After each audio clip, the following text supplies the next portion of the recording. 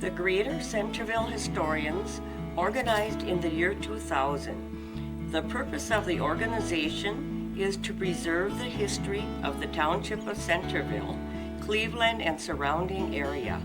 Gerald O'Neill, Charlie Bauer, Richard Wiegand, and myself, Kathleen Sixel, were the founding members.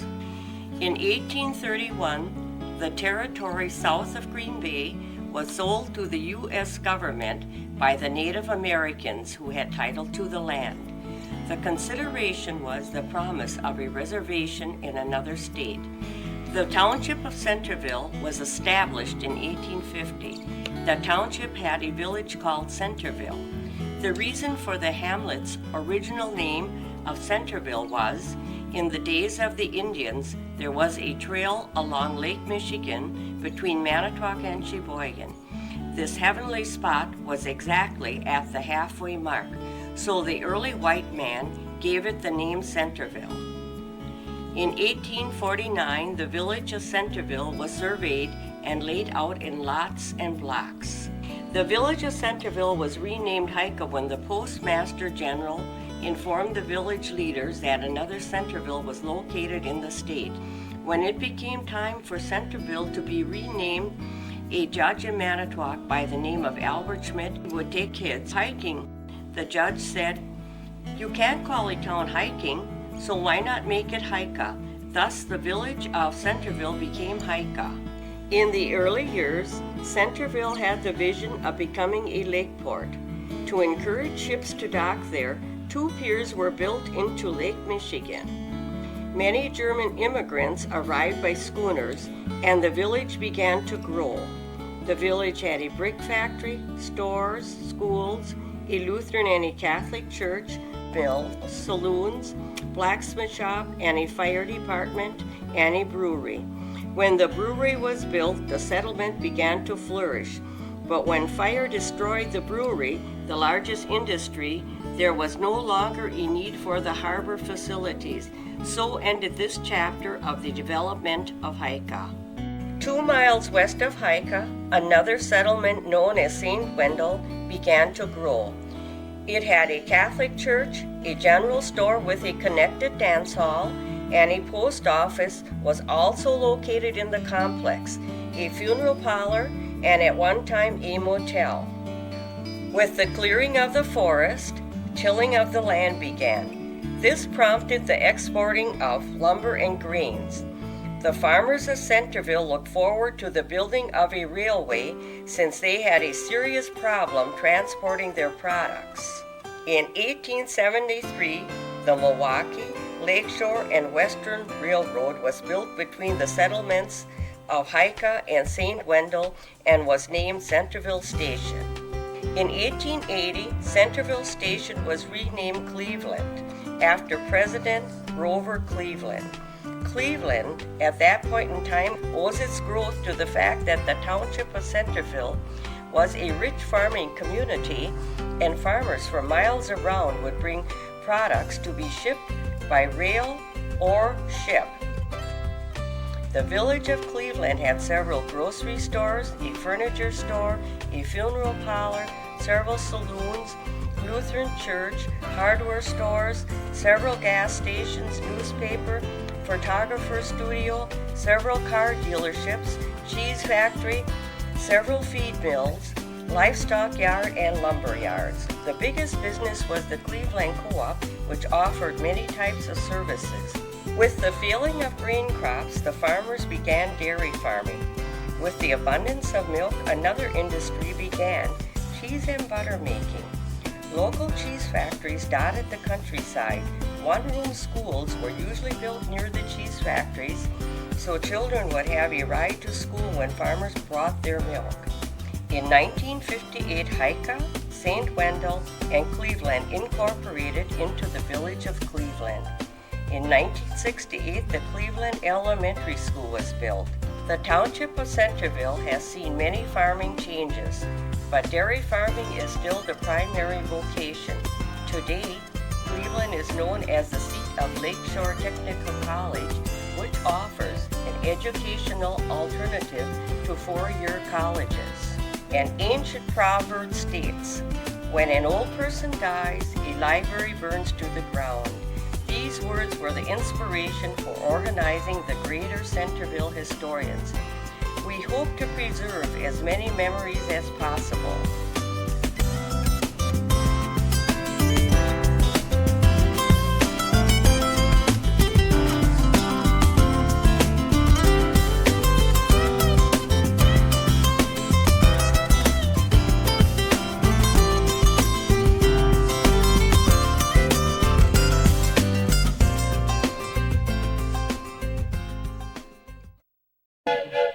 There we go. Okay, as custom, we normally open our meeting with the Pledge of Allegiance, so we're going to do the pledge first, so everybody please stand. I pledge allegiance to the flag of the United States of America and to the republic for which it stands, one nation, under God, indivisible, with liberty and justice for all. You may be seated. Is the microphone too loud or not loud enough? Just right? Oh, look at that. I'm going to hand the microphone over to Kathy. She's got a few words before we start. Good evening, all you historians, and it is June 10th, and it was a beautiful day this afternoon, I guess we'd have to say, right? And anyways, I don't know how many of you know Wally Kress. Wally Kress was one of our members, or not even a member, but who helped us start this. When I did the display for the centennial for the Township of Centerville, I met them down at the senior center, and he was just a wealth of knowledge, him and Florence, and they came as we started. I think that was in November of '99, so that was a long time ago, and he kept coming until he got too ill to come. So we're sorry to that he has left us, but that's out of our hands. Fred Jacoby. Thank you. I was going to talk about Wally, and in case some people didn't know it, yeah, Walter Kress is his name, but everyone knew him by Wally. And I remember when I was a kid, he was around the village all the time and worked here and there, down at Dossler and at Schure's Auto Garage with the John Deere equipment and the Hudson cars. And anyway, he was an all-around good guy in Cleveland and Hika all these years. And as everyone knows, and as Kathy said, a great contributor concerning the history of the area. And I'd ask everybody just have a kind thought about him because he was a special guy. Very good, Fred. Thank you. Yes. So you can see where the microphone is. It's got to be up here. If it's not up here, you're not going to hear me. You know. So you keep it up here. And we normally introduce everybody in the room so we know who's who. And we're going to start on this side of the table here, and we just need your name and where you're from, if you're from Cleveland or Toledo or wherever you're from. And we'll pass it back and forth on this side, and then we'll start to the front here and go back here, and then we'll end up by the Heckmans here. And you ready, Jerry? Yes, sir. I'm Charlie Bauer from Newton. Willard Mathias from Cleveland. Thank you. Alice Mathias, Cleveland. Thank you. Irene Dine, Cleveland. Thank you very much. Rick Beiersdorf, Town Mimi. Thank you. Carl Ziegler, Town Mimi. Good. Bob Domagolsky, St. Nazians. Thank you. Fred Krause from Townmimi. Thank you. Richard Schwartz, Town Mimi. Frederick Jacoby, Manitowoc. Ellsworth here, Sheboygan. Thank you. Laverne Whipperman from the town of Mimi. Ethel Meyer from the town of Mimi. Milton Whipperman, Town Mimi. Bill Kamen, Mimi. Thank you. We're going to front. Wagner, Cleveland. Thank you. Phyllis Hickman, Cleveland. Thank you. Lisa Elfson, Newton. Thank you. Marie Rosenbauer, Newton. Very good. I thought he was right behind me. Earl Elder, Town of Centerville. Thank you. Ron Schneider, Lewis Corners. Yeah. Lana Prigge, Cleveland. Thank you. Bob Brady, Cleveland. Thank you. I'll take it. Thank you, Doug. Kirsten Husband, Cleveland. Good.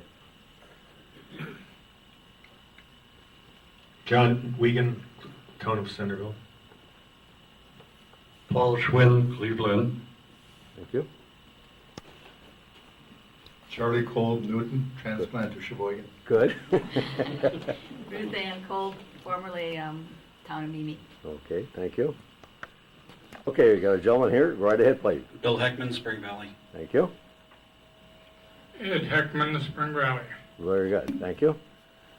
Warren Heckman, Spring Valley. Good. Thomas Heckman, Spring Valley. Okay, and who do you belong to as far as a relative? All these guys. Okay. Way to go. Thank you. Okay, got a gentleman here ready to speak, and he's got a few things to talk about. So right ahead, please. I always got a lot to talk about, Jerry. Sometimes it just doesn't make any sense. But Kathy Stixel put me and Jerry O'Neill on to the fact that the Heckmans had a railroad display down in Spring Valley. And for 30-some years, I hauled mail there. I never knew about it, but I hear late it was a late addition. And they're kind enough to be here tonight, and we did get a little videotape that we're going to show, but before we show our tape, Bill wants a few words on the microphone. All right, I'm the designated train authority for Spring Valley. If you actually have questions, though, then refer them to the two guys behind me.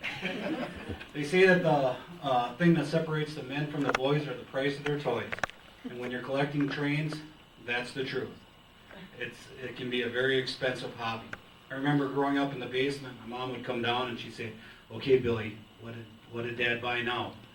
And of course, I would never rat him out, but I think she had a good idea. So we're going to give a little brief history on some engineering, and we're going to show some video of the train layout. And then when we get to the two prides of our collection, I will say, the big boy and the Shea will stop the video, and then we'll talk a little bit about them. When we talk about railroad modeling, we talk about gauges. Now there's several gauges of rail models. We represent 4 here. The smallest one is called an N gauge. Okay, that's a real tiny guy. He actually runs around on a nice layout that my brother made in 2012. In 2005, we purchased the HO layout, which my son Thomas is infatuated with, and that's the middle model here. That's called HO. That's probably the most common for America to start out in model railroading once it was invented, because it was a lot more inexpensive than the O gauge. Then we have the O gauge series, which is my dad and my uncle's pride and joy. The O gauge series, I said, "Dad, why do you like O gauge so much?" And he says, "Well, I can see it." And he's right, because if you look at this and you look at that, it's easy to put this on the rails, not so easy to put that on the rails. Then we step up to G gauge, and that's the largest of the model railroads. That we have a very limited collection. We got 2 engines and a whole bunch of cars.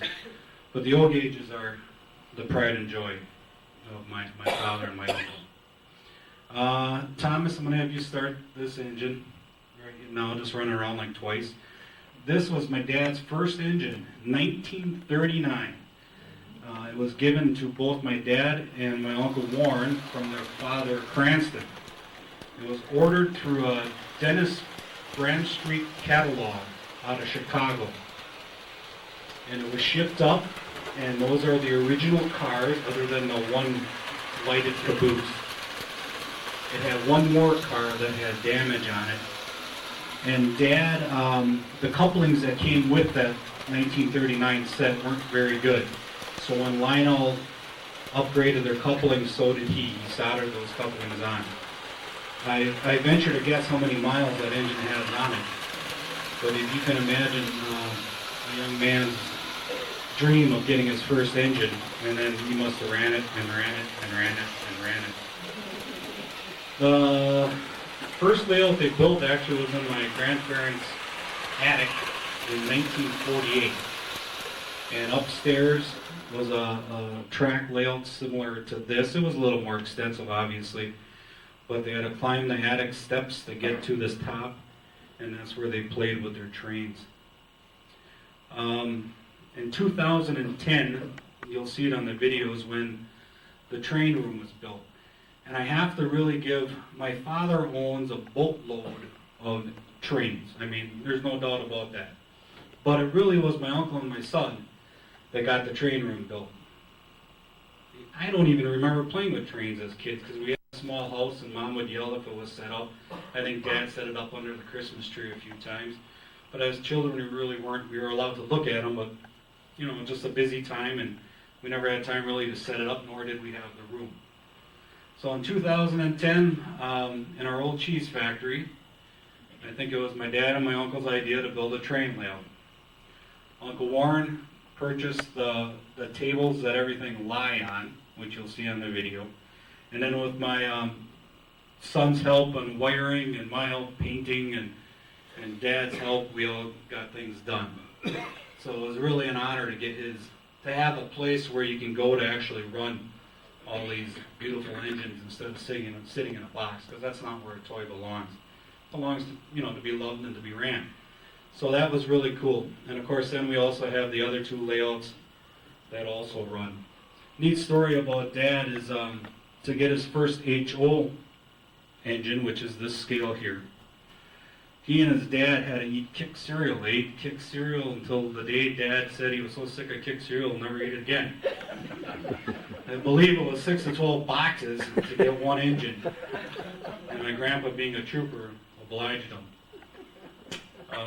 The passenger set we're going to look at is a Chicago Northwestern. At break, Thomas will set that up and we'll run that around. They called it the Chicago, the route of the 400, because it took 400 minutes from Chicago to the Twin Cities.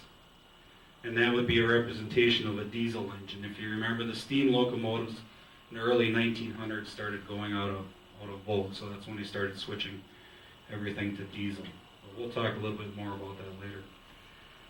With that, Charlie, I think we'll start the video, and then I'll just nod you when I want you to stop, okay? A lot of old pictures in the history of it, yeah. Okay. And he's trying to bring it back to about, what did he say, about 1950, I think. Yeah, in the mid-50s. Because he, About the end of steam. Yeah. he said he worked on a train part-time, he was a school teacher. So then in the summer he did the train job, I guess. And that's how he got involved with trains. He just fascinated with them, he says, you know. So he's coming to our first meeting we're having. And then Kathy said, well, you gotta get down here because these guys got trains set to what we want.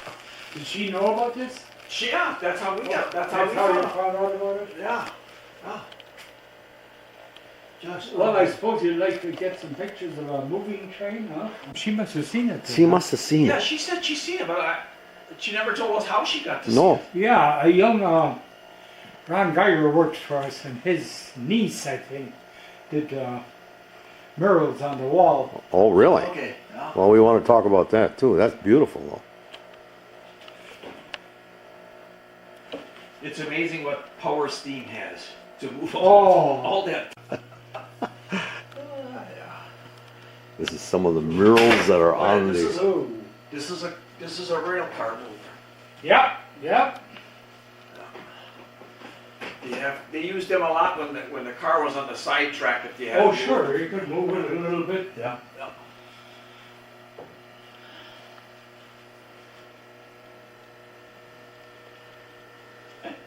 Yes.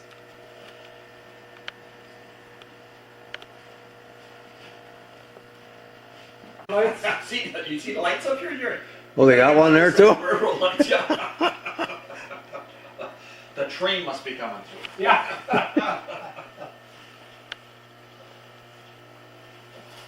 So, yeah.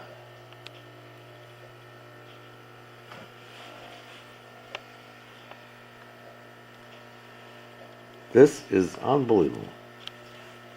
I can't believe it's in this building. Quite a difference from what it was. Oh, I'll Long bet. time. Dad had 4 vats in here. That's I guess 3 presses Presses, yeah. all the way across. And of course, when we had used it for our dairy equipment, well, then we had our parts in here. Yeah.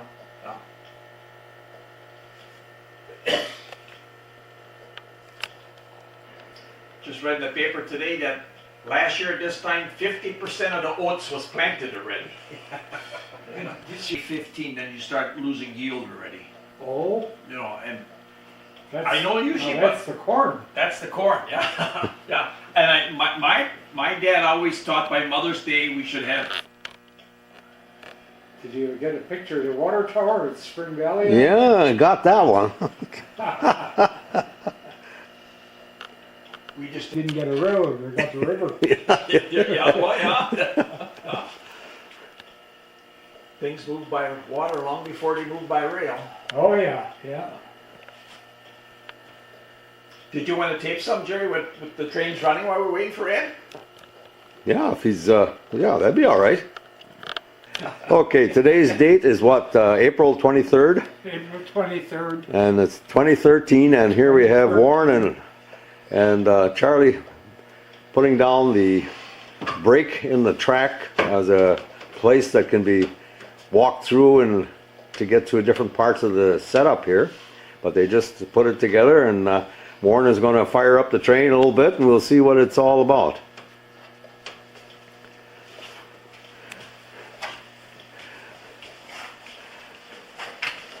Now, do you have an official license to run this thing? Oh, yes.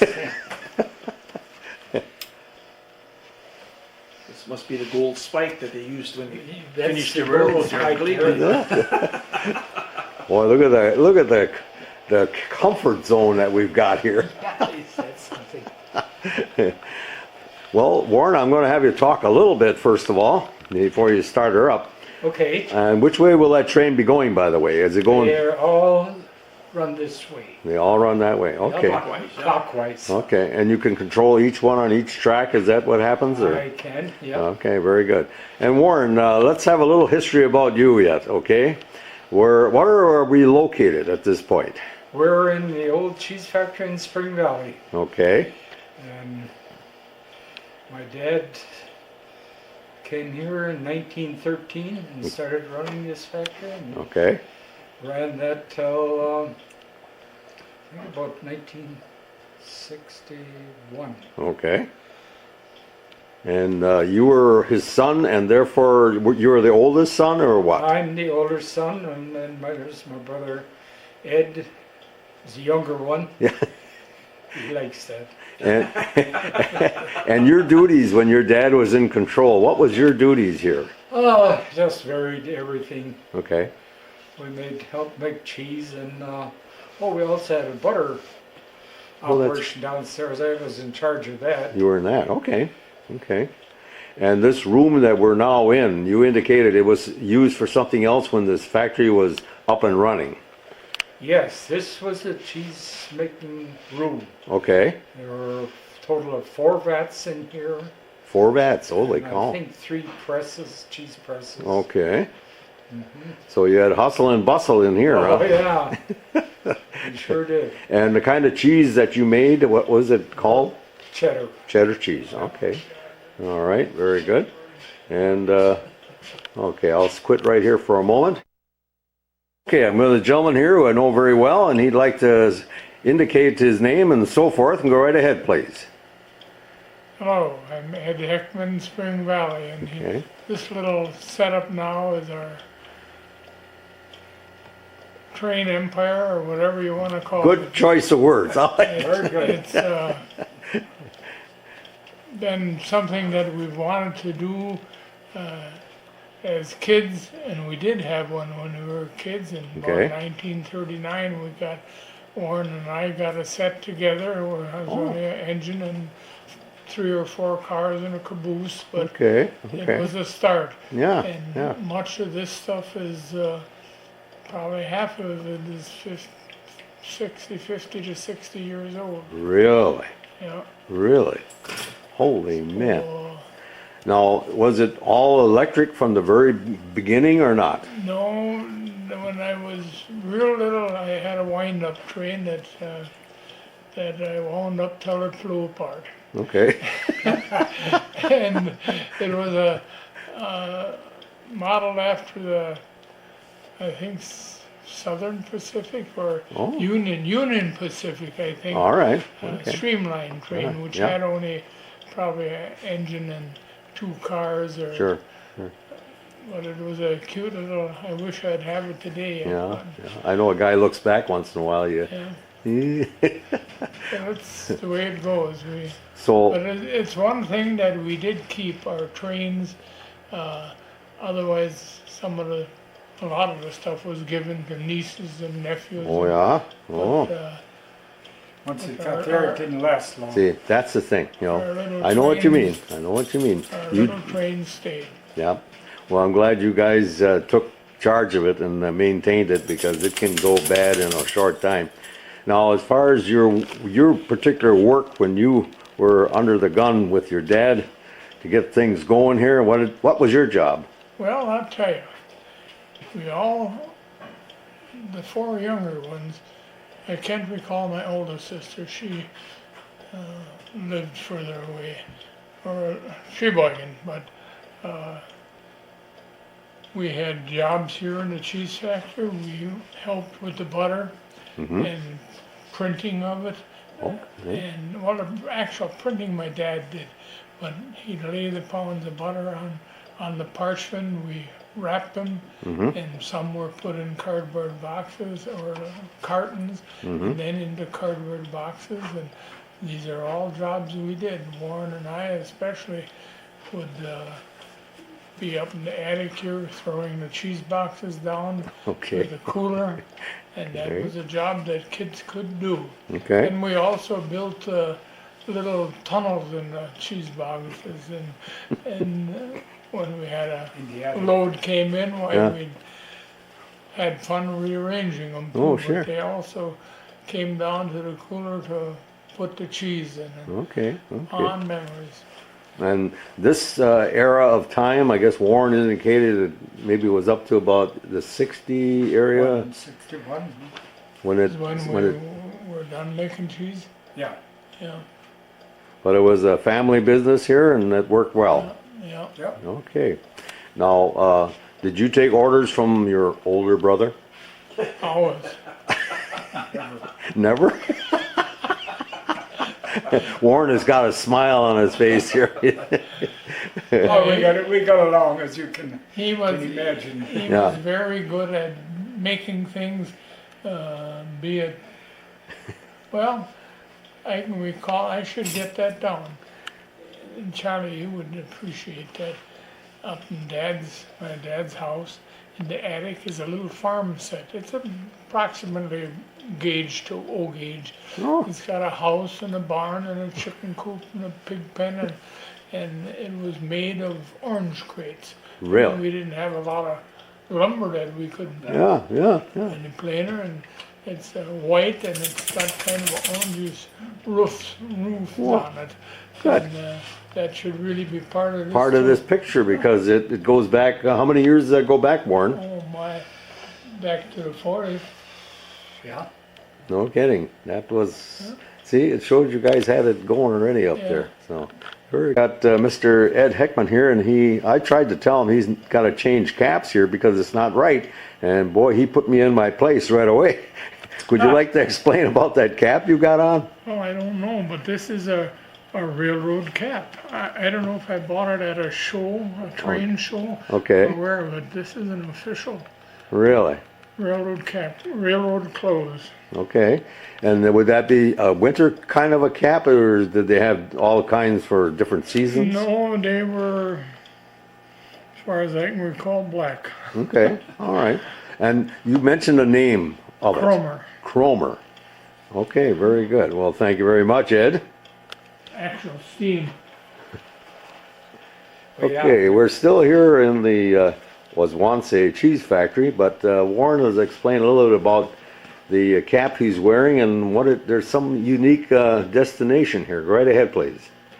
Okay, the cap I'm wearing, we got one for all the Heckamn boys. That's including myself and Ed and Okay. Bill. Okay, they're all monogrammed, I see.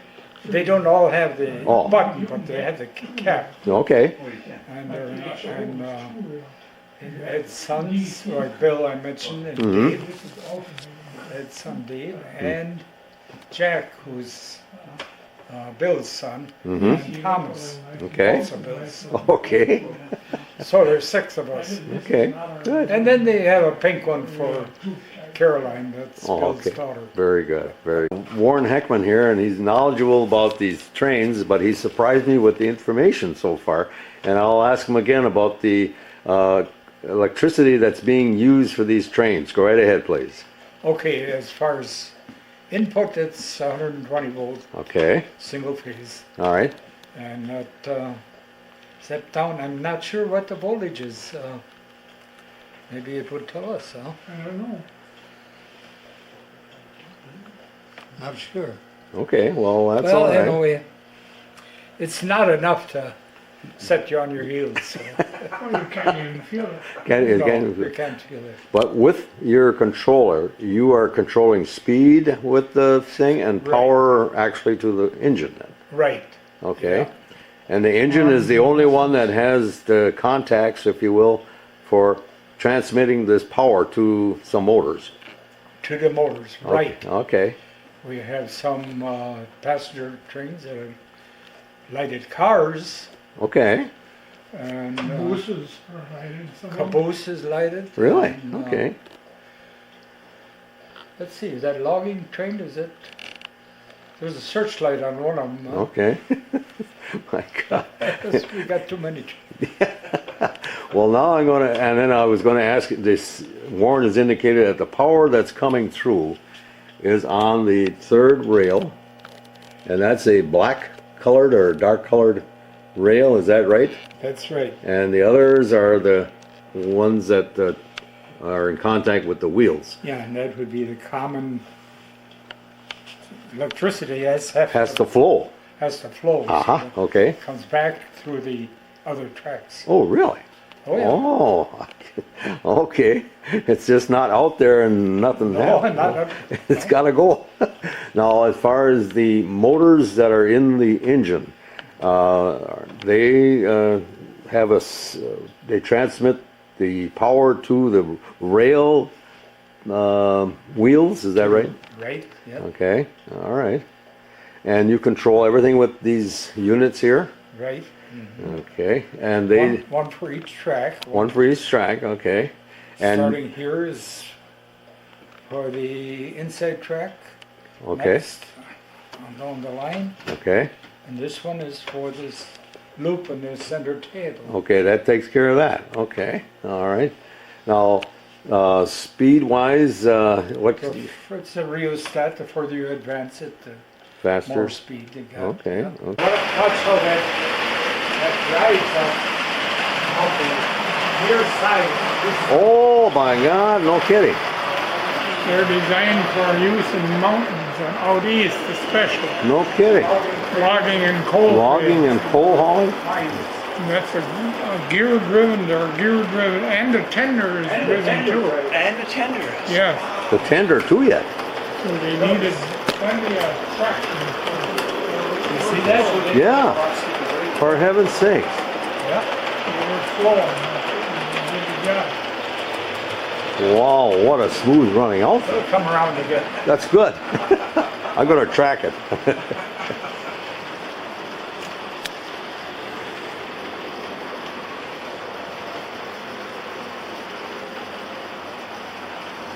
Wow, smooth running. My goodness, look at that.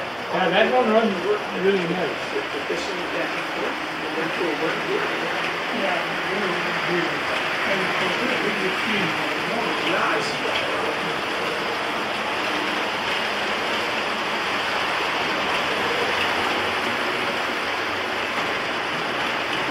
Wow.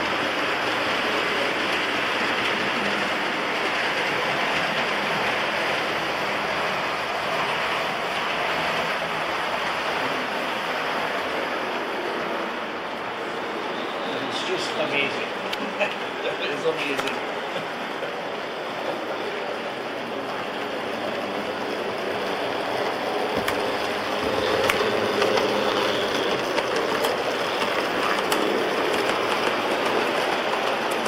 Will that motion show up in Oh yeah. Oh yeah.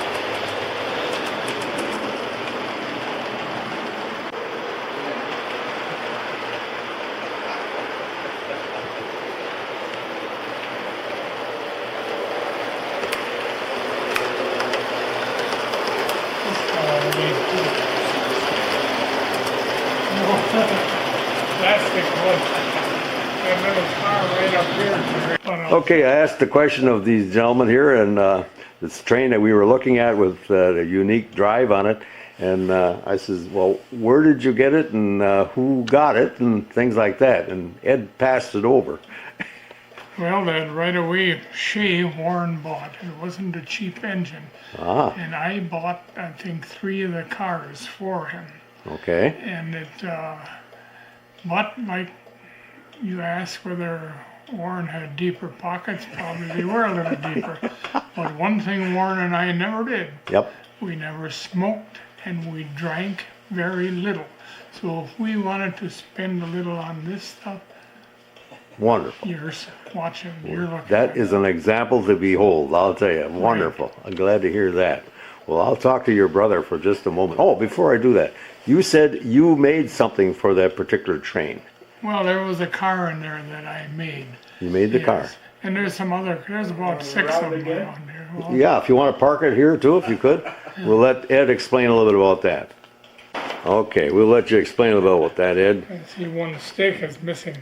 But I made this out of, well, naturally I had to buy some trucks, but the body I made out of a piece of maple Okay. and put little stakes on the side that are come from stall cocks, from Rometic stall cocks. Okay. And just stuck them in the, drilled a hole, stuck them in for stakes, which they're brass too. Oh, wow.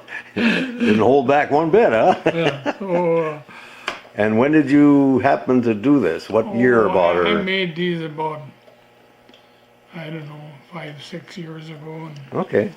I don't know, I have about 6 of them or so around here someplace, and I got 3 of them in the basement that should have trucks put on yet. And Okay. Well, you keep busy with that over the winter hours. if you Well, Under drive. all wheels on the They're- engine therefore, and the with- tender.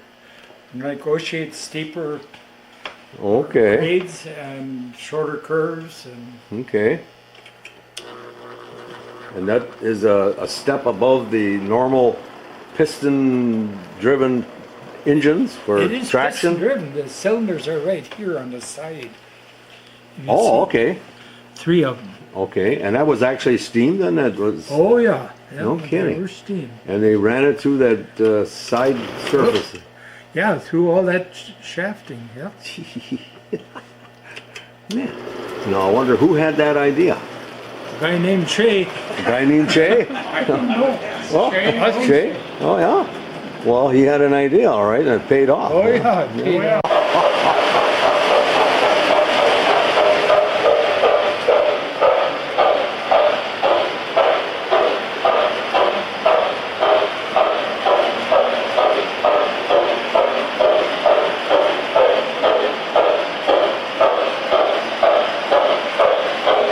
The sound of that.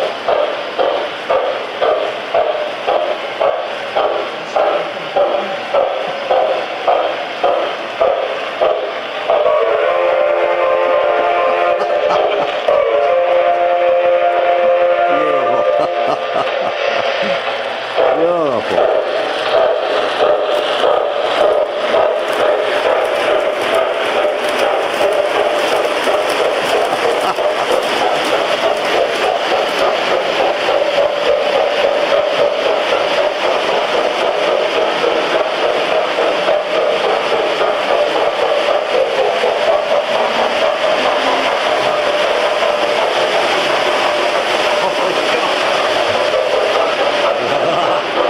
Warren's got a heavy foot.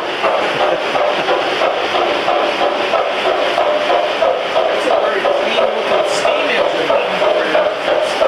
Yeah, that's my son Dave.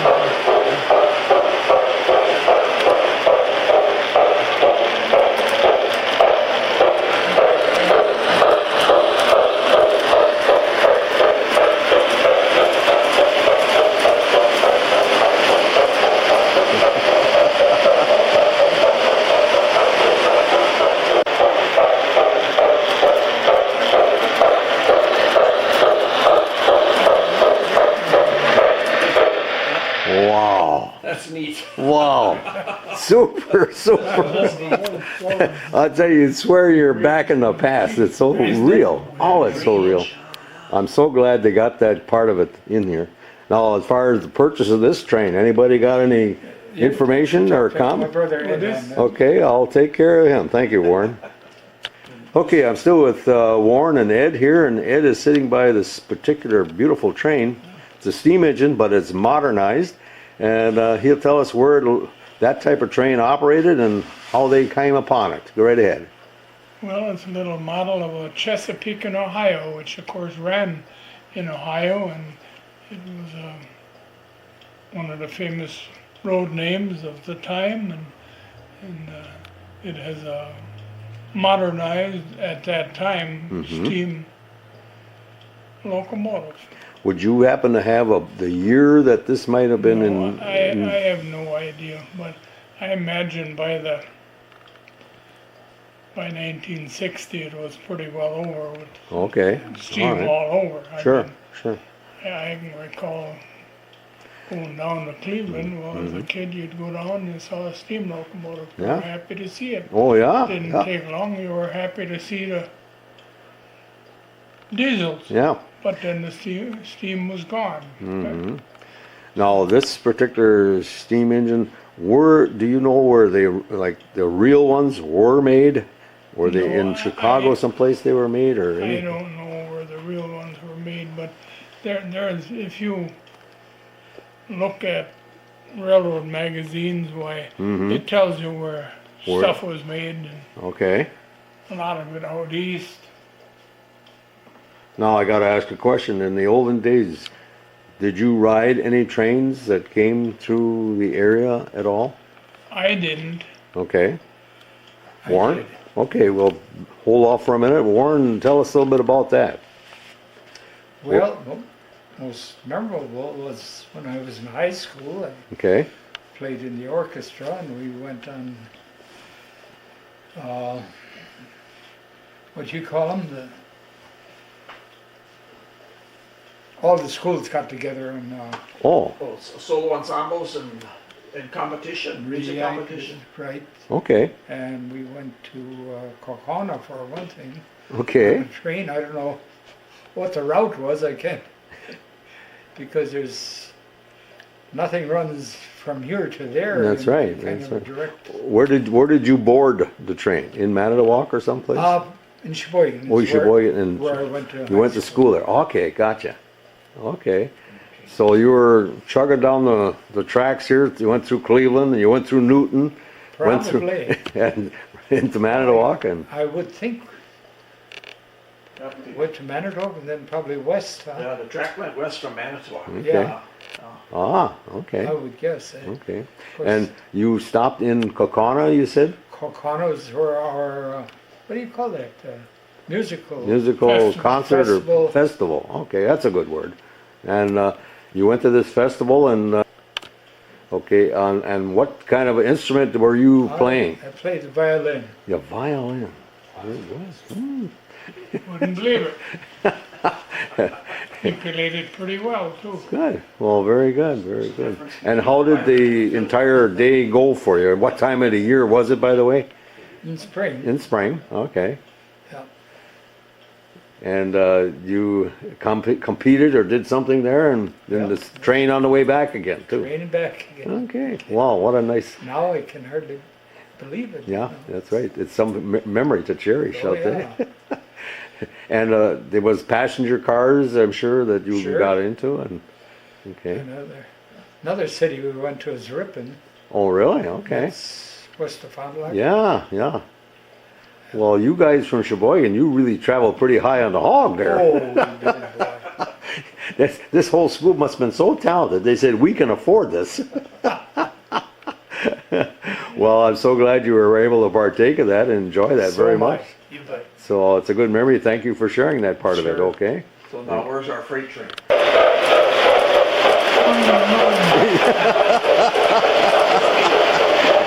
There you go, there you go.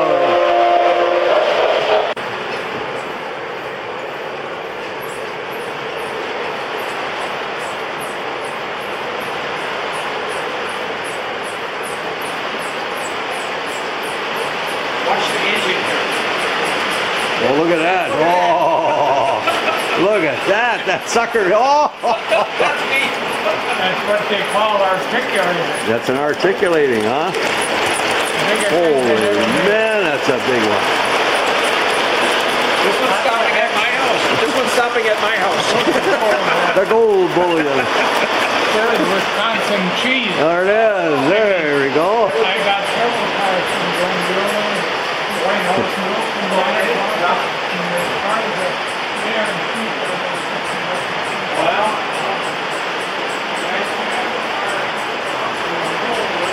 right now. There's that articulating bit. Wow.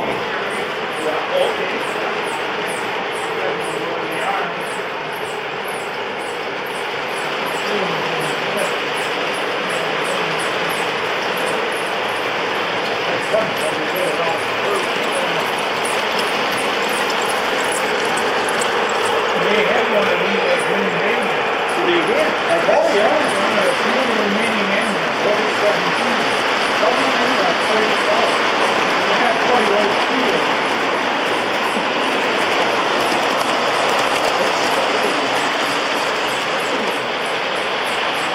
Very impressive. You gotta talk about that engine. Yeah, I'll bring it around. Stop it here again, would you please? Warren's in control. I gotta beg for everything here.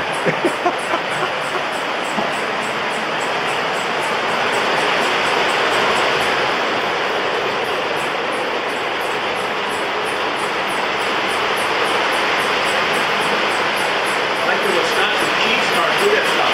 Yeah. Charlie's impressed. I am.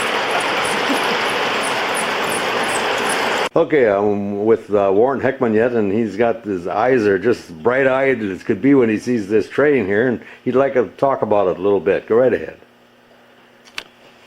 Some people disputed me on this, but I was told it's the greatest piece of engineering machinery in one machine. Really? So I don't know, Well, how many? but it's great. Okay. And how many wheels are driving this thing here? They're, There's a lot of them. It looks like 8 on It's what you call it's a known as a 884. 4884. 4884. So 8 and 8, 16 16 wheels. And you have a thought that it might have been used out west someplace, maybe Yeah, in Sherman Hill. Sherman Hill. It's And what? on the Continental Divide. Oh, okay, okay. Well, I'm sure when you're dragging everything up the Oh, those elevations there, you got to have some power. oh yeah. They had it all right. Just think of the tonnage of metal in that engine in its full Yeah. size. Oh man! Now the coal in this thing was supplied by. Was there an auger or something Sure. bringing it Stoke. into the stoke? Is it? Okay. Yep. Okay. In the Union Not Pacific. like the old ones, they had a shovel by, Yeah. by hand. That had to be something else too. Now, as far as ice and snow on the tracks, anything on that they tried to clear away in order for these trains to run? Do you know anything about Yeah, that? we have a snowboard that's coming up next. Oh, really? Good, good, good. So And again, they used the snow blowers and when it was bad, and okay, yeah, they had to keep the keep the track clear, huh? yeah. Okay, because once you got too much snow packed on the track, it's. Now, Yeah. I've seen where they said they sprinkled sand or something ahead Right, of the wheels. Is that engines- true? Engines have sanders Okay. right on them that they can let some Let down some just trickle on the it, track. and that would get some traction between the wheels and the Right. track. And again, this train also runs with the middle rail as being the power area. Right. Okay. Now, when did you obtain this one? This is yours, Ed. This is Ed's. Oh, probably 8 or 10 years ago. Okay. And what attracted you to this particular piece of machinery? Well, the big boy is the biggest locomotive ever built. Okay. And just plain nice to see. We can't see the big one anymore. No, Of course, no. there is a is one at Green Bay at the Railroad Museum. Oh, really? Okay. It's inside. Yeah, okay. It's Nice shape. Okay. You don't see something like this run No. anymore. Now, engineer-wise, he always sat in this back area, the engineer of the train, Well, or the on this- throttle man, or whatever you call him? On this model it was in the rear, but they have some cab forwards too. Oh, really? These- Okay. These 8-wheel 8/8s Mhm. that they actually were sitting in the forward part of the Okay. cab. Now, a question is, I see that it's not totally enclosed in the area where the engineer is seated. Was that boiler enough to keep him comfortable in there, or was there a lot of draft? I think so. I hope so. Because it looks like, you know, when you're on a tractor or anything without the cab on it, it's pretty wild. I'm sure it wasn't the most pleasant. Yeah. Did you ever get a chance to get up into the cab of a railroad engine or at all? Up at the Railroad Museum, yes. you Okay. go Yeah, right okay. up to it. You can get up in there, and get the thought and feel of it, and very good. And they had to have a fireman or something to help the. Right. This has some information about the olden days in Cleveland with the trains and what was shipped and received. Okay, go right ahead. Well, what I'm familiar with is taking cheese down to the Oh. Lutzy brothers, Oscar and Ed Lutzy. Yeah. And they ran a cheese house down there, and Sure. they would load railroad cars, and it was really part of Paulie and Paulie, Okay. Manitowoc. Yes. Yes. And so, then of course you'd see the cars parked along the tractor and from Vogel Lumber, and they'd be unloading lumber. And I'm not familiar with the co-op down there. I'm sure that they got machinery. in too. Yes. I'm sure like equipment, farm It was equipment, maybe something come in that I all in was, pieces or whatever. Familiar with. Was there cars ever shipped to Cleveland? Because I know they had dealerships there, No, I but never saw any that. never cars. saw that. Okay. I would think they probably got theirs through Manitowoc or Sheboygan. Yeah, Okay. Okay. I would think, I don't know. Very good. Okay. we missed that by a couple of years. Yeah. Darn it. Well, I'm so glad that you gentlemen took time out of your days and busy time to generate this kind of information, because it's a bygone thing. It's not there anymore. And No, that's right. the tracks are being tore up all over the place. That's Old Perfect. Perfect. That's neat. There they go. Warren at the throttle.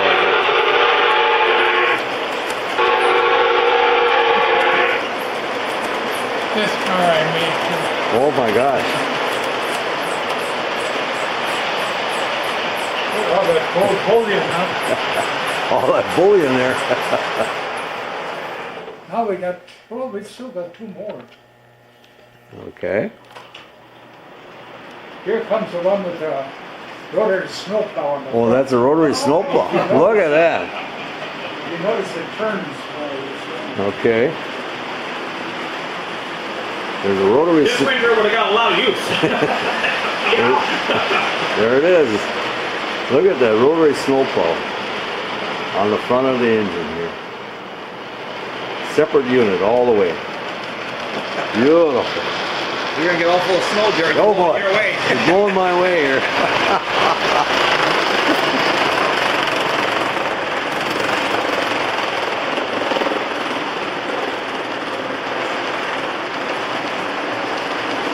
Man, oh, look at that heavy load type thing.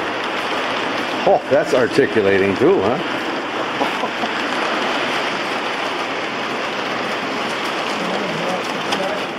Yeah, this one There's is one off the track. I could hear a little sound. I don't know what it meant. Whoa! No kidding. Hang on to it. She's on gravity, huh? These cars, the newer cars from when I was a kid, Yeah. they wouldn't have done that, but they have better bearings. And, Much better, very. Oh, really? Want me to back up? yeah. Oh, she's not tracking yet. 1951. Okay. Engine in it. Well, the A, 2 Uh-huh. A units were born in, were bought. Bought in that time? Yeah. Now, And some of the others were, now, as far as who, when this comes to purchasing a train section or a full length here, who makes a decision? That's mostly Ed. Mostly Ed, huh? And, I bought the track work and I bought the oh, table, bench the work. bench work, and I installed it okay, primarily, right? okay. Thomas helped me with some of the wiring. That is, So, if I understand right, all the bench work and the support for the rail tracks and the whole works, inside and outside, Warren, you took care of that. yep. And Ed come along and he says, I can put some trains on top of there? Yeah, that's what, Yeah, that's right. that's what I was That's looking what for. you, no, I gotta change my theory here. You got the deep pockets. Well, Thanks. not in the last years. I just had them in my basement and on the shelves and admired looking at them. Well, that's good. This is next. That's okay, Charlie. I did not find any either. It was time to run them. Yeah, yeah, you gotta enjoy them because Yeah. they can be looked at for a long time. And, you know, even, I shouldn't say it, but Mr. Bauer, you know, all his things which are beautiful and wonderful, but they're in a static position and he doesn't share too much of this.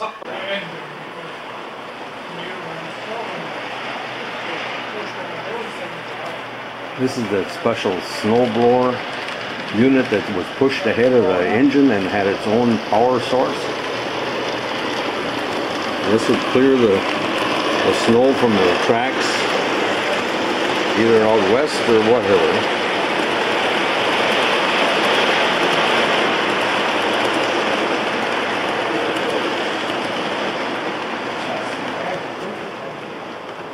I'll take that across the way. Yeah, that's fine. That would have went through Cleveland if the, No, I never saw them.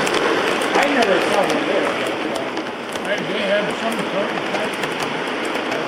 Did you have Gordon sweaters? You got a golden sweater? There's a Jordan sweater over there someplace. This is the original? That's our original. Your original.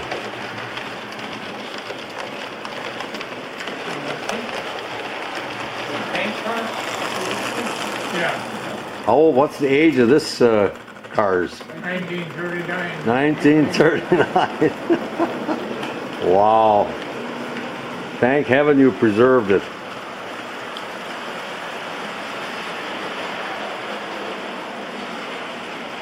Okay, this is in the center area. Goes through a covered bridge, comes out. It'll be coming past here again. We gotta watch out when we cross the tracks, so the red light is blinking, so there he comes. Look at that son of a gun. Age doesn't stop this one.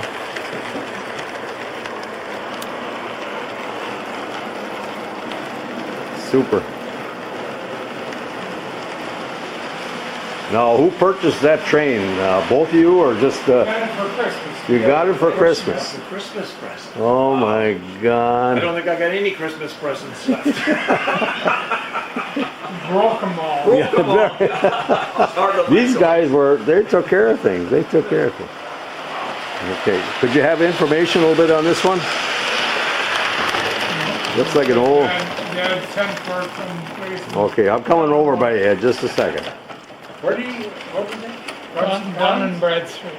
Dun and Bradstreet? Okay, now what? Your dad bought this someplace? Well, he sent for it in catalog in Illinois by the name of Dun and Bradstreet. Okay.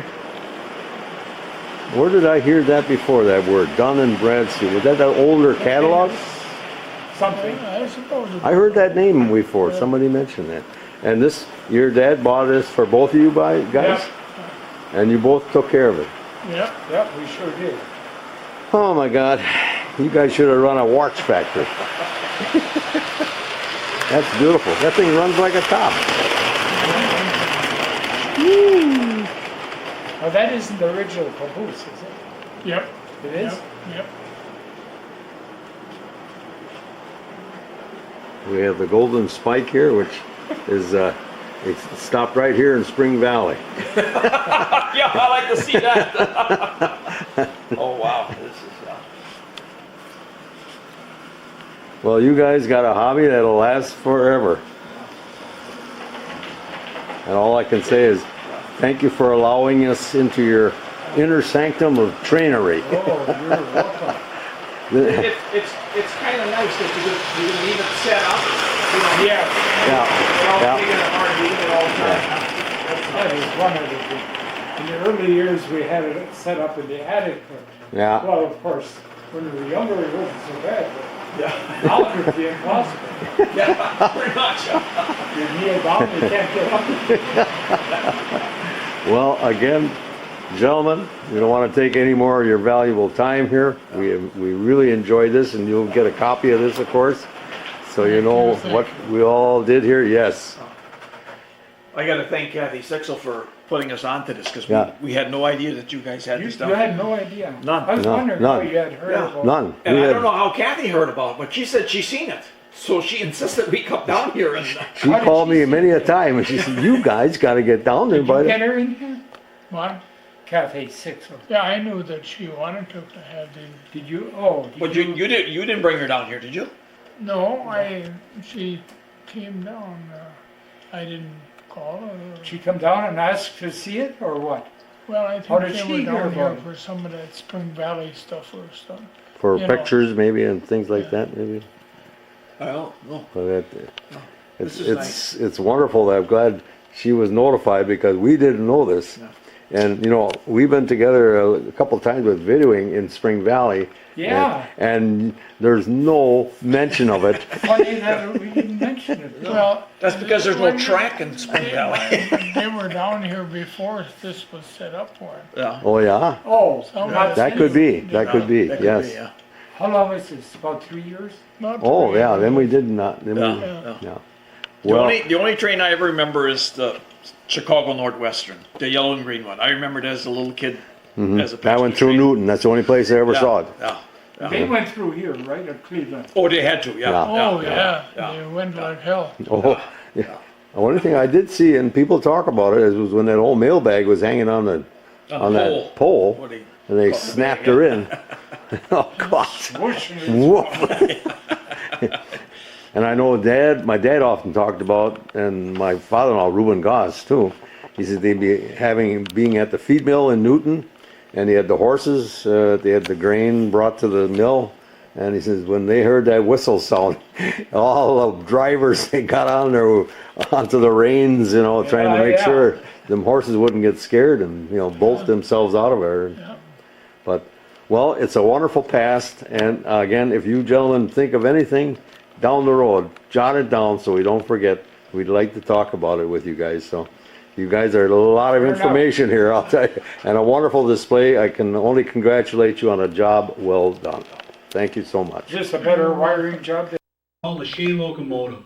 And what makes the Shea so unique, like Dad was talking about and Uncle Warren, was that it actually, each axle, we'll call it, or each drive wheel, drove all the way through the tender. So unlike a steam locomotive that only had power on the downstroke, the Shea had power to each drive axle at all times. And what made that unique is it could climb grades well over 6%, and that's quite steep in the rail industry. It was actually invented back from Ephraim Shea was the one that invented it. He was a school teacher and a clerk in a Civil War hospital. And he was the owner and inventor, and he lived in Michigan. In 1860, he became a logger, and he wished to diversify and better move logs to the mill through snow and winter. So he built his own railway in 1875 on a 2-foot by 2-inch gauge track and used wooden ties. This was much more efficient than his competitors because he could haul all year round. And each one had a set of gears in it, and that's how it got its power. His original engines were 2 cylinders, and later Mr. Shea was bought out by another company, and they ran 3 cylinders on the Shea locomotives. And that last one was produced in 1945 when the last shade was built. And there are still a few running today for train enthusiasts to take a ride and to check out the shade locomotive. But as you can see on the video, this one too also runs. You know, it's everything's built identical to like the shade would have been built. Bill, pardon me, I got a question. That power was still steam on that? Correct. Okay. Correct. It was still steam. Yep. Thank you. And since we're talking about the O gauge and the Lionel, everybody's pretty familiar with the Lionel Corporation. It was started in 1901, and it had its peak in 1950. The company sold 25 million worth of trains per year. And of course, in 2006, Lionel electric train, along with Easy Bake Oven, became the first two electric toys to be introduced into the National Toy Hall of Fame. Lionel had its share of troubles along the way. They also had to declare bankruptcy twice, but it still manufactures and sells trains today. So when you think of O gauge, you think of Lionel. There's no doubt about that. Okay. And they were able to survive when other toy manufacturers, went belly up. Although they did go bankrupt technically, they still were able to produce trains. Okay, why don't we roll it? Cute story about, I met a gentleman that Uncle Warren and Dad belonged to a train club, and he was telling me as a young man he went on a trip and they went through some huge tunnel, and the conductor came through and said, "Close your windows, close your windows, close your windows." And of course it was a beautiful day, and the conductor knew what happened when you went into the tunnel. Coal fired, filled with soot, came into the train. So nobody was closing their windows, and these two young men saw the ash start coming into, or the soot start coming into the car, so they were going to outsmart everybody and run to the bathroom, which they did successfully. So they locked themselves in the bathroom until one of them had to go. And of course, in those days when he went to the bathroom, it went right down to the rails. Well, as soon as he flushed the toilet, all that soot came flushing back up into that real small area, and they looked like Ray Charles. So that's just a neat, cute little story. Well, the largest steam locomotive ever produced was called the Big Boy. There is one on display in Green Bay at the Railway Museum. And what makes this engine unique is, like Dad said, it articulates. It needed to articulate to get around the curves because it had so many drivers on it. This engine originally weighed in with the tender at 1,250,000 pounds. Whoa. That is a lot of weight on the rails. It held 25,000 gallons of water to cool its boiler. It was originally designed, they wanted a train engine to be able to lug over the mountains and also maintain a 60-mile-an-hour speed on the flats. Whereas, for instance, a shade could produce the power, but of course it couldn't go very fast. It was originally produced, there was 25 Big Boys that were originally produced from 1941 to 1944. Union Pacific had coal mines. Two grades of coals were able to be burned in Big Boy, a low quality sulfur coal and also a higher standard coal. The Union Pacific owned the Wyoming coal, which was lower quality, but they were also able to burn that in the Big Boy. As times were changing, they tried converting it over to oil, but because of the firebox was so large, the boiler, they couldn't maintain the correct balance. They would get it too hot in one section, not hot enough in the other, and of course without everything being hot, then it wouldn't produce enough steam to go. Out of the 25, there's still 12 remaining. None of them are actually running currently. If you ever look in Green Bay, I wouldn't even know what valve to start. There's hundreds and hundreds of valves in there that have to be turned. Its last run was on July 21st of 1959. So it wasn't very long, before diesels took over that industry. They were produced in 41. And so its longevity for what they did really wasn't that long. But it is truly an engineering marvel. It really is. And if you get a chance to get up to Green Bay to look at that one, it's impressive. It's impressive. And they called this one a 4x8x4 engine. And that, what they determined that was it had 4 in the beginning trucks, then 8 drives, and then 4 on the rear. Excuse me, Bill. 2 8 drives. 4884. That's what I said, Warren. 4884, right? I said that. But that's what uncles do. There was also a Challenger produced, which was its predecessor, and that was a 4664. 4664, so a little bit smaller. Didn't have the it had the capabilities, but it couldn't pull a long coal trains like the big boy could. A question also again, Bill. You call it an articulating engine, and Right. they had a boiler that extended out beyond, but they had a truck or something? Right, and you can see this one up here. I'll kind of move the shade here, but how that articulated around. And even on the video, when you see it rounding the corner, that looks pretty cool when you see that big boiler extend. And of course, they had to do that, otherwise it would never go around any curves. Yeah. It was just too massive.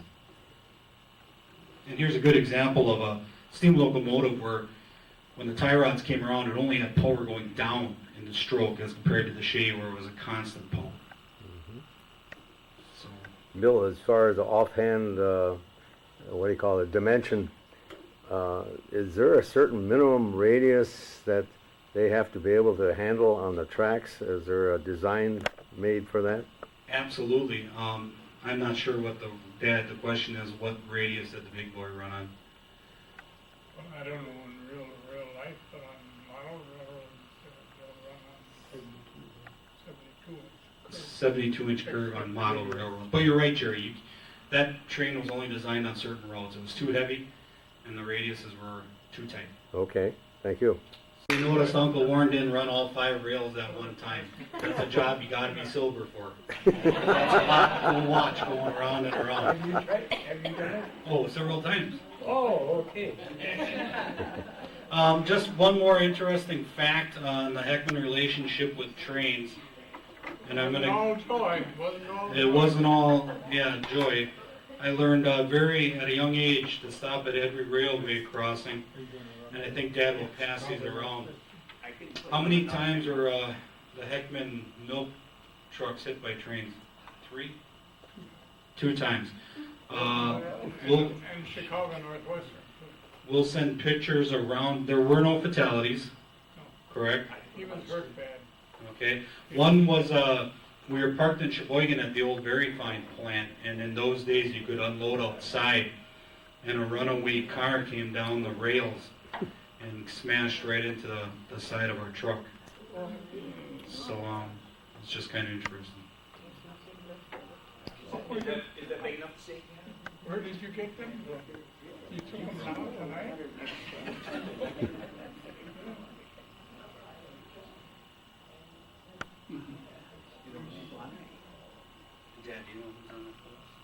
Howard Henning and Jack Henning on the checkers, and his cousin Jack.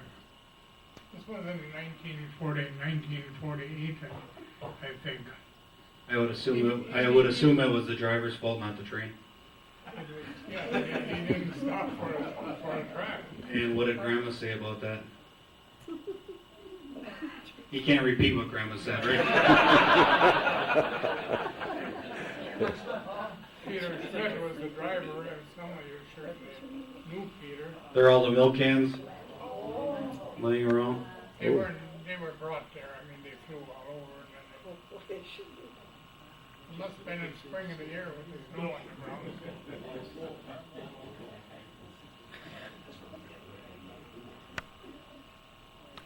And nobody got hurt or killed? Oh yeah, Peter Smith was hurt badly. Oh, yeah? He wasn't killed. Okay, thank you. This is the runaway. Flat car. The truck that says milk on the front, that was ours. Mr. Weber, Otto Weber, was the driver. That was not our fault, or his fault. I was just sitting on the tracks, and thank goodness he was in for lunch.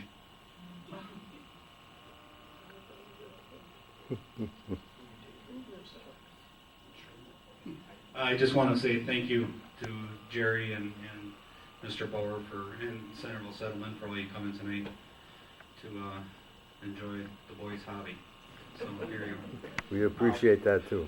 We're gonna take a break now so they can set up the trains here. You guys want to come up and take a look at it? Got any questions? We got at least 10 minutes here before we get things set up, so you're allowed to chatter. Thank you. Okay, they're setting up the trains here. The Heckamn family was good enough to bring the setup here with train tracks and everything to be set up in our room. So we appreciate that.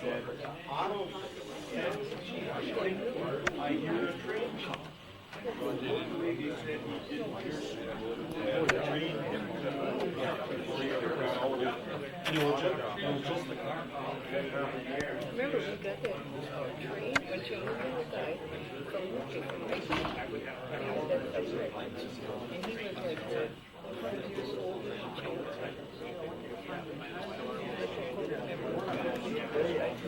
Maybe give it to Mike. Don was always, he always worked on down in the beach. She's great. You're a key reader.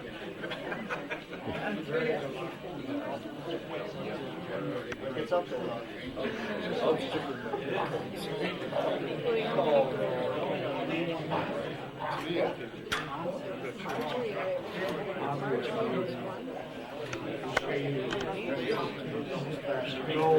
One lived like in the just major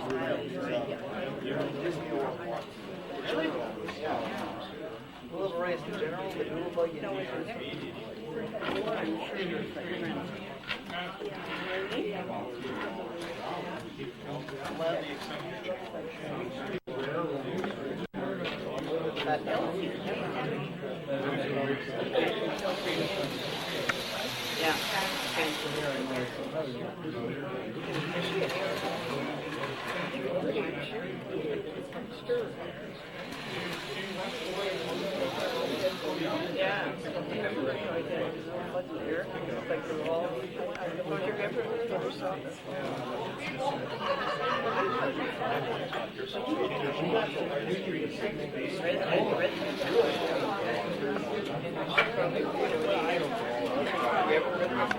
And she used to be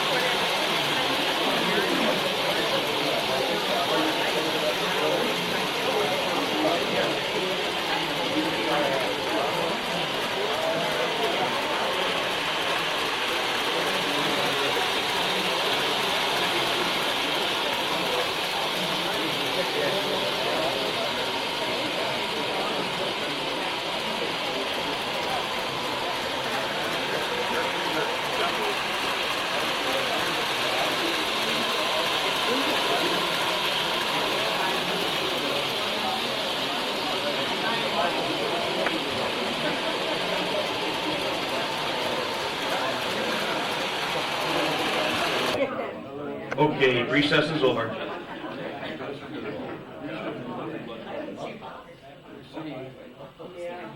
No, I don't see Bob. Where's Bob? Oh.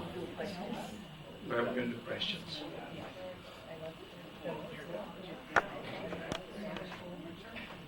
You were Rob?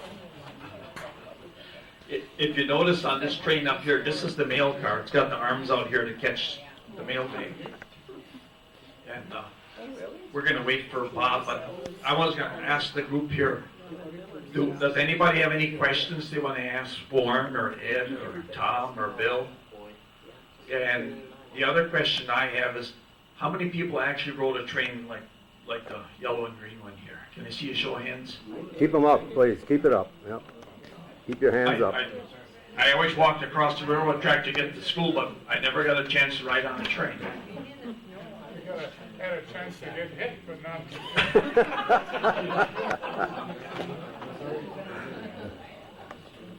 And I did figure out how me and Jerry learned about the railroad display down in Spring Valley, and Kathy was in the valley with Bob, and Bob was doing some history work down there, and they did see it. And I got to say that I get to go with Jerry a lot of times because he doesn't want to stand in front of the camera, he just wants to stand behind the camera.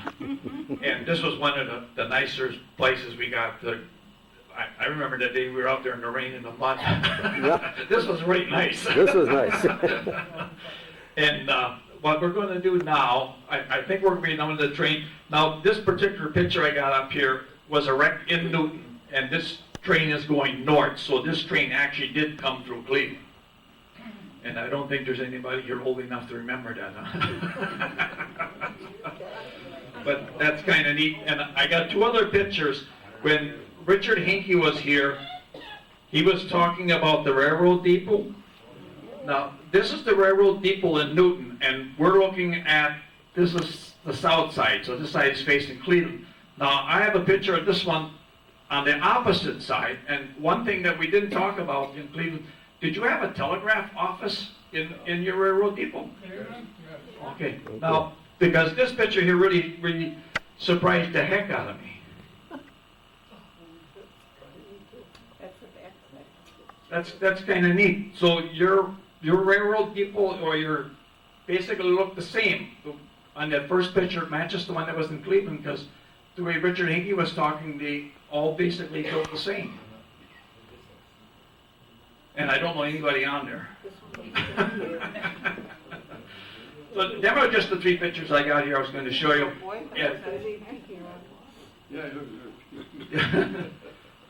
I was hoping that we would have that pole here someplace along the line here where you put the mail bag on. Because it shows it on this railroad car here how they grab the mail off the pole. Yes, we got a question, Richard? Just one second. Hold it, sir. Sir, I need your name, please. Richard Schwartz. Thank you. I was to Malone to their historical museum there yesterday, and behind the building where all their artifacts are in, they have a railroad station building that was in Malone, and it's restored. So if you want to ever get out there to take pictures to add in here, they do have one restored. Does anybody in the room here have any questions for the Heckamn family here? And they were very gracious, I gotta say. We really enjoyed ourselves. I mean, we could have had miles of tape. Yes, Jerry? I got a question. Can I have people raise their hands who have model trains in their past at all? Any ladies? I wish. Did anybody's brothers or dad? Okay. Could you name your brother, please? Okay. Okay, very good. And he had a small one or electric one, do you remember? Lionel. Okay, Lionel, okay. Anybody else? Somebody raise, there he is. Just one moment. Your name, please? Bob Brady, Cleveland. I have a set I got for Christmas in, I believe, 1949 or 1950. I still have it yet. Good, for you. It's been run for years, but I still have the train and attraction. Okay, very good. Bring it on, let's play.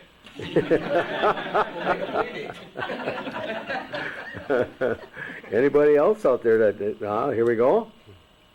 Well, Go right ahead, please. Fred Jacoby. I don't have a model setup like that, but there's been a train in the family from the late 30s at the third generation now of the family.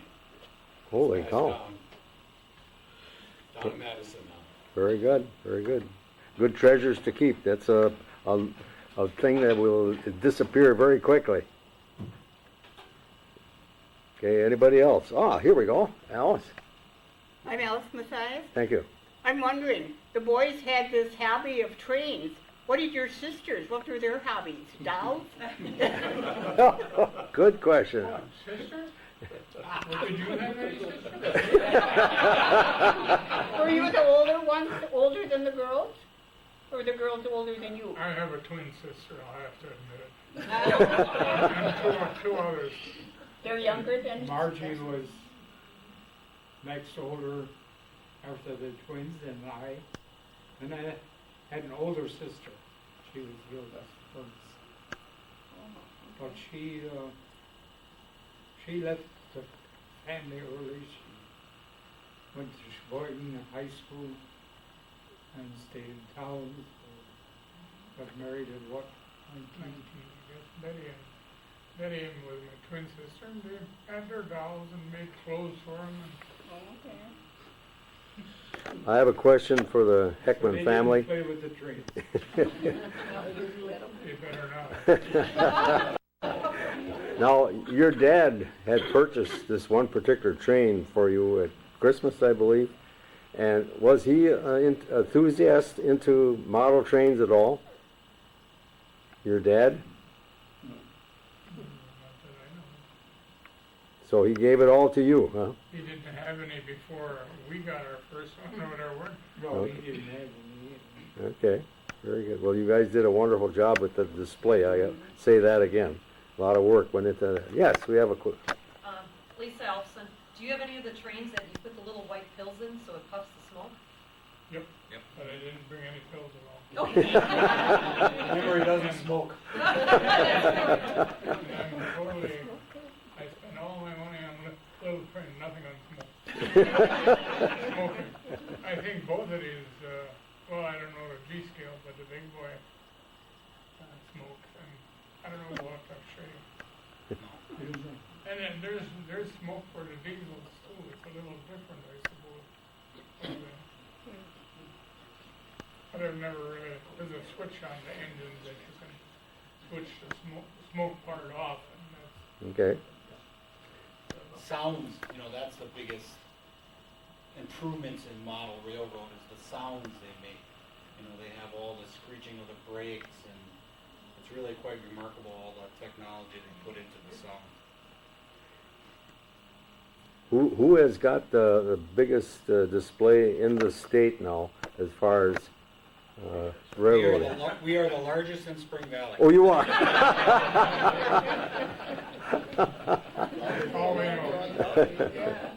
I would say. I would say. Okay. Okay, Charlie. Bob is gonna do a little presentation up here now. If we got enough time, Bob, does the clock look right? Okay, so we're gonna do that, and this is something that the guy on the pedestal over there does not know we're gonna do. So we're flying by the seat of our pants here. So I'll let Bob take this. Okay. Began having meetings like this and video recordings of those meetings since the year 2000. I just wrote this up this afternoon, but from what Kathy said, they had their first meetings maybe in August of 1999, maybe. And they wanted some really high quality videos of their meetings. And early in 2000, Jerry started videotaping these meetings. And over the years, there's well over 100 of these now. And he calls himself the videographer for Centerville Historians. I have a question for you, Jerry. In all of those years and all of those 100 plus videos, and I've looked at a lot of them, have you ever been on a video? Have you? I can count on 3 fingers, maybe. About 3 times, but not very much. I was wondering, Charlie said he knew how to use your camera. Oh. Would you privilege us by letting Jerry videotape you for a minute, maybe? I mean, Charlie videotape you? Is it okay? Sure. Okay, we have this gentleman here. Would you please introduce yourself? Not that again. My name is Jerry O'Neill, and I live in the town of Newton, and on Range Line Road, which is very close to Mr. Charlie Bauer, who lives on C, and he's a great guy to work with, and so is Kathy, as far as performance in front of the camera. You just have to tell them, we'll try this and use this backdrop or scene, and they take over, and there's no coaching necessary. They just take off and do a job that's outstanding. And from what I understand, you grew up on a farm in town of Newton? It was actually in the town of Liberty. In Liberty, you grew up on a farm in Liberty then? Yes, Was it? Highway 42. Okay, would you know I haven't seen the farm. Is it still standing? Yes, it is. It's owned by Mr. and Mrs. Don Driscoll. Okay. And actually it started out in 1935. It was all woods or stumps. My dad bought the land, and he liked to use dynamite. And there was not many people who knew how to handle dynamite. And he loves to work with dynamite, and he must have studied something. And I used to go dynamiting with him when I was about maybe 9 years old, and we were clearing stumps, and usually we did 6 stumps at a time. He would take 4, I would take 2. He would light the first 2, and then I was already prepared to light the fuse on the last 2 while he lit the last 2. And we'd run our butts off and watch them old stumps come flying and circling in the air. But, the only other thing, we had a lot of, it was the raw land we were in, woods, and he didn't mind clearing it, but he didn't like digging or doing anything like that. So he, again, used ditching dynamite, which is a higher nitroglycerin content. And instead of, you can put them a foot apart, as long as there's a little moisture in between, one will trigger the other. So we'd go through the woods and we'd find the path of where the original creek, which was now filled in, brush, the whole works. And we track that and just punch in a hole in the mud, as deep as you want to go, put a stick of dynamite in it, another, this going for maybe 200 feet or better. And you light only one at the beginning. And extra long fuse because there was power there. And we'd set it all up, and I'd help them. We'd light the fuse, and we'd go to the high end of a hill that we could see it, and it was unbelievable. The mud and the stones and stumps and brush and logs come flying out of the woods, just towering. And you can see where it started. It was that quick though, but you can see the first area where it went up. You can see the plane of incline as it was heading out. But it was a way of clearing land very quickly, and the water began to run in the ditches, and the fields dried up, and everything happened. So I learned that way. Would your dad die though? He had a heart attack while driving a tractor. No, we never had any real close calls. The only one that I remember, just a little bit unusual, when he was plowing a field, all of a sudden he hit this doggone rock all the time, and the plow would come wheeling out of the ground, and he started to dig around the darn thing, and it looked like it was a monster. So he was telling me, oh, this is not going to be any good. So he said, we're going home, bring in 5 pails of water. We dug up the ground around the whole stone, backed it up with water, and got mud all over the top of it. Backed it, we put the stick of dynamite in there first, and we used ditching dynamite, not even a little power there. And then put a fuse to it, and we drove the truck. Honestly, we drove it about at least 1,000 feet away. And when that thing went off, it cracked like a rifle. It was a different sound. It just cracked, and you could hear all around you. Parts of stones are coming down. So it was little small chunks, 2 inches, but they could do it too. But that was all my involvement with Dad. Okay. Well, do you want to go back to the video? Yes, I'd like to go back. Okay. But thank you for letting us film you. Okay, sir, go right ahead, please. Okay, you can put your camera onto the screen now. Okay, thank you. I'll have to put my... Okay. What in the world? What in the world is going on tonight? Perhaps a few of you are... I'm old enough to remember this show. Maybe some of you are old enough to remember this TV show. It ran from 1952 to 1961. Okay, Kathy, you can put the next one on. Now, this is a map of the township of Newton. Okay. And the yellow mark going east-west is County C, and the squiggly one going north-south is Highway 42. Mm-hmm. And if Charlie can put a pointer where that's where Jerry lives. And maybe about an inch away is where Charlie lives. Mm-hmm. That's too close. And Jerry lives at 7301 Rangeline Road, Town of Newton. and I don't know which side of the road his mailbox is on, but if he had to get his mail on the other side of the road, he'd be in the town of Liberty. Correct. So he's right on the town line. That's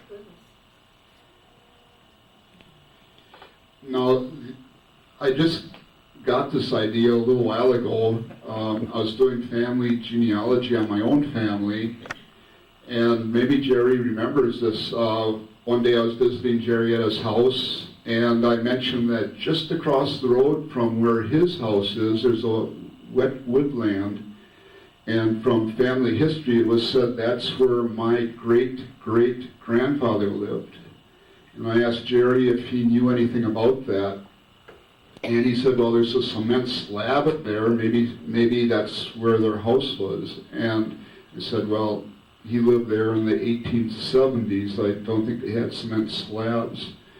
And then he said, well, across the road on the south side of County C, there is a foundation of an old house. Maybe that was your great-great-grandfather's house.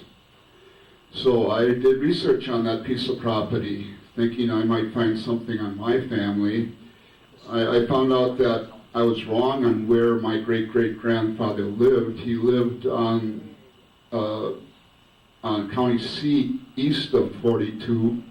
And to tie it in with railroads, he worked for the railroad. He worked on the railroad from Sheboygan to Manitowoc, and he would get off the train at County C there, right in Newton. And to get off the train, he would just jump off the train and then walk about 2 miles home. One day he did so, and he injured himself very badly, and he died a couple of days later. So that's a railroad facility right in Newton. Anyway, I did research on the family right next door. The house on the south side. I can't see. If you want to put the next picture up, Kathy. No, you want to put down a little bit more. There's a little bit of genealogy on Jerry. Jerry was born May 7th, 1937. His father was George O'Neill. Bertha Schnell was his mother. And then we have the marriage of Jerry and Beatrice. One thing that's and you can see that his father is George. Also, Jerry likes to marry younger women. His wife's about 10 years younger than he is. This is a family tradition. Just below that is the marriage of his father. And his father was 34, and he married Hertha Schnell, who was 23. But these are Jerry's parents and grandparents. You can go to the next one. This is Jerry's dad. He mentioned that he had died of a heart attack, and here he is with a coronary occlusion. He was, only 66. He was buried at Evergreen. And then his grandfather was Frank O'Neill, married Margaret Goldie. And I guess because Frank wanted to remember when his wedding anniversary was, they got married on Christmas. Most of the O'Neill family started out as Catholic, but his grandfather broke that tradition and was married in a Presbyterian church in the city of Manitowoc.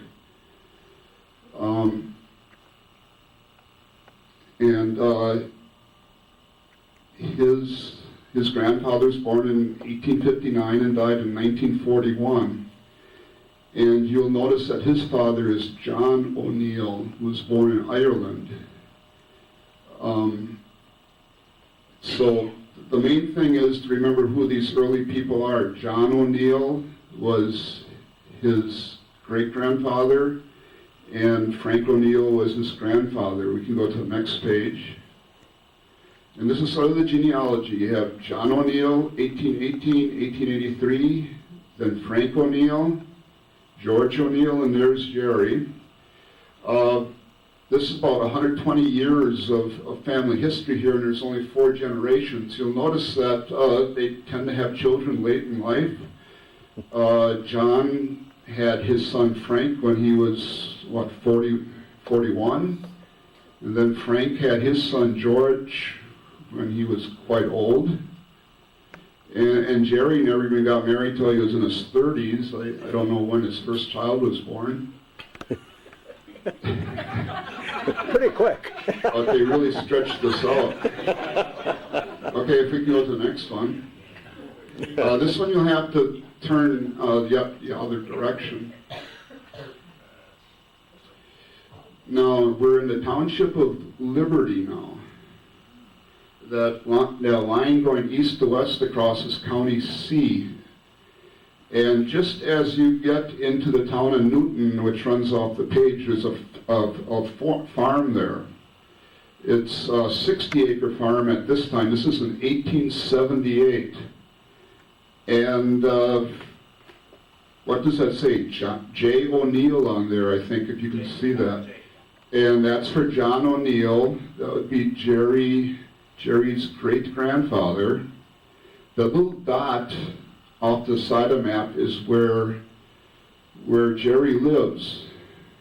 Now, this house this foundation of a house, and you can see that little dot on the map for the O'Neill farm. That was the farm that his great-grandfather built.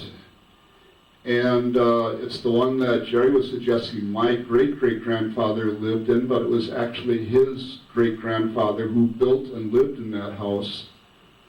So Jerry knows all about the dynamite, but not about what happened across the street from him. This is a map of the same thing. This is from 1893, and again it shows the farm is still there. And there's Jerry O'Neill's house. Just if you were a little bit younger, you could probably throw a stone from his house onto the property that his ancestors owned. Okay, we'll go to the next one. Now, this is the land records for that farm, just some of them, and I'll just start with October 15th, 1853. Edward H. Jansen and his wife, Frederique, of Washington County, Wisconsin, and all the owners before this lived in Washington County. Nobody ever lived on this land up till 1853, but they sold 80 acres to Lamette McNulty and John O'Neill. They paid $200 for these 80 acres, and a farm was then started. Now, Jerry probably doesn't know this, but Lamette McNulty and John O'Neill were brother-in-laws. Lamette had married John O'Neill's sister. And again, this is Jerry's great-grandfather. You can go to the next one. And then in March 5th, 1860, John O'Neill, they had an 80-acre farm, and they owned it jointly. In 1860, they divided it up, and John O'Neill got the east half of these 80 acres, and McNulty got the west half of these 80 acres. And then in July 28, 1882, John O'Neill, who's a widower now, his wife Mary died in 1881, and then John died soon after that in 1883. They transferred ownership of this farm to 2 of his sons, Thomas O'Neill and Patrick O'Neill. And these were brothers of Jerry's grandfather, Frank O'Neill. Although the farm was owned by Thomas and Patrick, it was Frank who actually lived on the farm and worked the farm. Thomas never married and became a school teacher and a businessman in Cleveland. Patrick married Bridget Clark in 1885 and owned a farm in the town of Newton. Now, earlier when we were talking, what was that, Kathy, in Cleveland? What did, Canning factory. Yeah. Earlier we had given a talk on a canning factory in Cleveland, and the president of that company was Thomas O'Neill. And Jerry thought, wow, he's got the same last name I have. Actually, it was his great uncle that was the owner of the canning factory. Okay, we'll go on. Just move it down a little bit, Kathy. And then in 1908, Thomas and Patrick O'Neill sell this, what is now a 60-acre farm, to their cousin, Peter McNulty. And although Peter owned this land, Jerry's grandfather continued to live in the house on this farm and to work the land. Next page. This is the 1870 federal census for the town of Liberty, and there's Jerry's great-grandfather, John O'Neill. He was born in Ireland, and his wife, Mary, born in Ireland, and the O'Neills are still marrying young women. Again, it must be in the blood.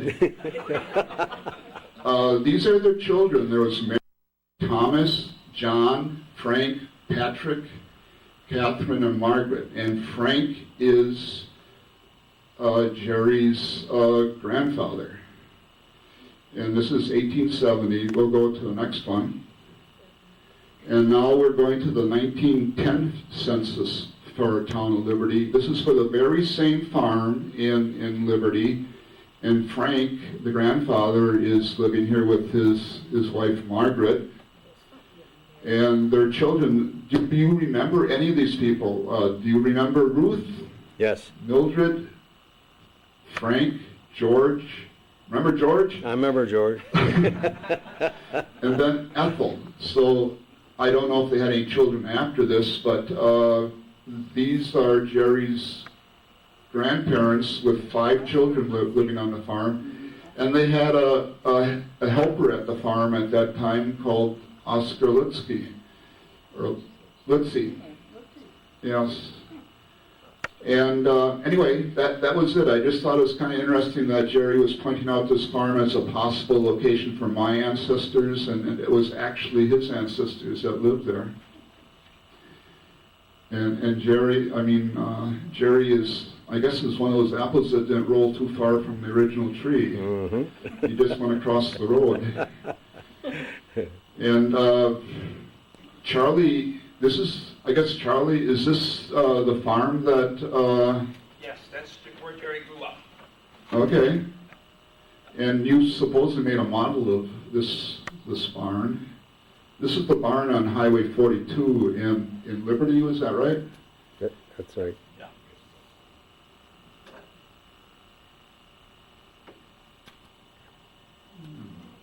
This was a work in progress. And then this is, that's Jerry and his.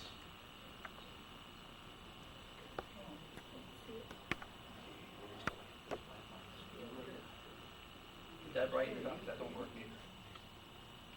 That's Jerry and his 2 sisters. And that's you at the end. That's me on the other side, yeah. But this is the model of his barn, and this is the original barn. So you really did a good job. It's pretty close, yeah. Yeah, very good. Okay, well, that's all I had. I thought I'd just add this little short story on the end here. Oh, yeah, great. And Jerry had 3 daughters, right, Jerry? Correct. So he grew up with girls and he had girls. And I was the only boy in grade school. All the rest were girls. I learned how to play house. Very good.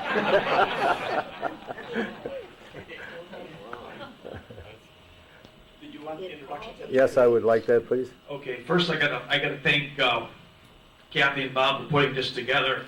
And I should tell you just a little story, but we're running short of time here.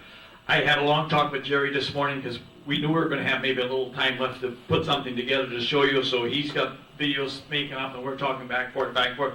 Just when we had everything all figured out what we're going to do today, Kathy calls me up. Bob is going to do this, and I didn't tell Jerry that he's on there because she wanted it a surprise. So I hope you were surprised. I'm surprised, and I can't thank you enough for a wonderful, wonderful lineage job there. It brought back a lot of good memories. I thank you very, very much. And I think we should give the Heckmans another round of applause for the wonderful setup here in the talk tonight. And then I'm going to get Jerry off the perch here, and Kathy says you have to watch for your postcard for next month's meeting. Yes. It's going to be a surprise. I guess So we're gonna finish this up again, and we'll start over here by Irene, and then we'll get. Go right ahead, please. I'm Irene Dine from Cleveland. Thank you, Irene. Alice Matthias, Cleveland. Thank you. Willard Matthias from Cleveland. Very good. Bob Domagowski, St. Asians. Bob, thank you so much for the job well done. Carl Ziegler, Mimi. Thank you. Rick Beiersdorf, Mimi. Thank you for coming. Sheboygan. Thank you. Frederick Jacoby, Manitowoc. Good. Richard Schwartz, Town Mimi. Thank you. Fred Krause, Mimi. Thank you. I'll take the mic. Thank you. Here we go. Bill Cammon, Mimi. Thank you. Milton Whipperman, Newton. Good. Ethel Meyer, Mimi. Thank you. Vern Whipperman, Mimi. Good. Ruth Ann Kolb, currently the town of Sheboygan. Thank you. Charlie Kolb, currently Sheboygan. Good. Kirsten Husband, Cleveland. Thank you. John Wiegand, Town of Centerville. Good. Paul Schwinn, Cleveland. Good. Thank you. Earl Aldrich, Town of Centerville. Thank you. Don Schneider, Lewis Corners. Good. Lana Priggy, Cleveland. Good. Bob Krieger, Cleveland. Thank you. Hazel Wagner, Cleveland. Thank you. Phyllis Hickman, Cleveland. Thank you. Lisa Elfson, Newton. Good. Marie Rosenbauer, Newton. Thank you very much. We'll go right over here. Bill Heckman, Spring Valley. Thank you for good job. Well done. Ed Heckman, Spring Valley. Good. Thank you for letting us into your Warren Heckman, Spring Valley. great job. Thomas Heckman, Spring Valley. Very good. Thank you. I'm Charlie Bauer from Newton. Kathy Sixel Newton, and I want to thank everybody for coming, and especially I want to thank the Hickman family for the wonderful presentation, honestly. So it was just fabulous. Thank you so much, and I'm glad I got to see it in person. It was wonderful. Next month, I really don't know what we're going to do. You know, I spend a lot of time in Minnesota right now, and if you notice, your cards come from there. And so I have to work on that yet. So thank you very much, everybody.